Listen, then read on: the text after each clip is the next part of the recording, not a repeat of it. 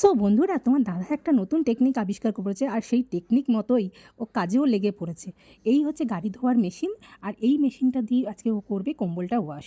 তো আমি প্রথমে বলেছিলাম যে দোকানে দিয়ে আসো, না ও বললো না দোকানে দেবো না, এইবার আমি বাড়িতেই এটাকে ওয়াশ করব। তো এই দেখো, এই জারের মধ্যে না এখন হচ্ছে লিকুইড সোপ ভরে নেওয়া হয়েছে। এই লিকুইড সোপটা পুরো কম্বলে ভালো মতন করে মাখিয়ে নেওয়া হচ্ছে স্প্রের মাধ্যমে, তারপরে ওগুলোকে ওয়াশ করা হবে।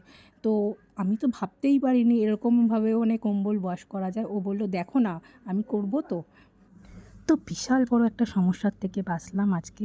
এই দোকানে দাও কম্বল, তারপরে নিয়ে আসো, আবার পয়সাও যেত খানিক।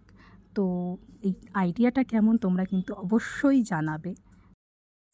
দেখো কীভাবে ফেনাগুলো তাড়াচ্ছে, সব ফেনা বেরিয়ে যাচ্ছে জলের স্পিডে। দেখো কেমন করে ফেনাগুলো পড়ছে। এই তুমি আরও কারো কম্বল ধোবে গো? আমি ফেসবুকে তোমার হয়ে অ্যাড দিলাম, ধুয়ে দেবে কম্বল? কত চার্জ?